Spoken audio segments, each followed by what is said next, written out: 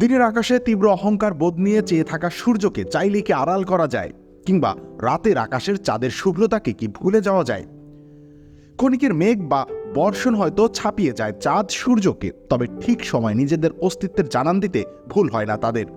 Cristiano Ronaldo এমন, আপনি যতবার তাকে পাশে সরিয়ে রাখতে চাইবেন ততবারই তিনি খবরের শিরোনাম দখল করবেন।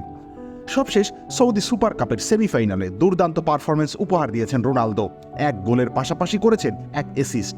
তার একক অবদানে আল নাসের পেয়েছে 2-0 গোলের জয়।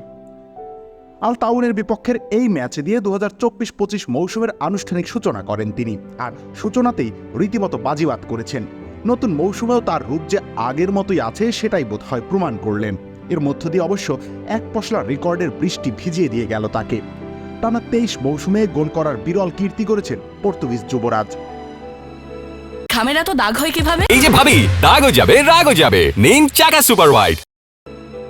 2002 সালের অক্টোবরে নিজের প্রথম পেশাদার গোলের দেখা পেয়েছিলেন তিনি। এরপর কেটে গিয়েছে 2 দশকের বেশি সময়, অথচ এখনও তার গোল ক্ষুধা একই রকম। আরেকটু ভালো করে বলা যাক, এই স্ট্রাইকার যখন প্রথম গোল উদযাপন করেন তখনও জুড বেলিংহামের কোথাও কোনো অস্তিত্ব ছিল না।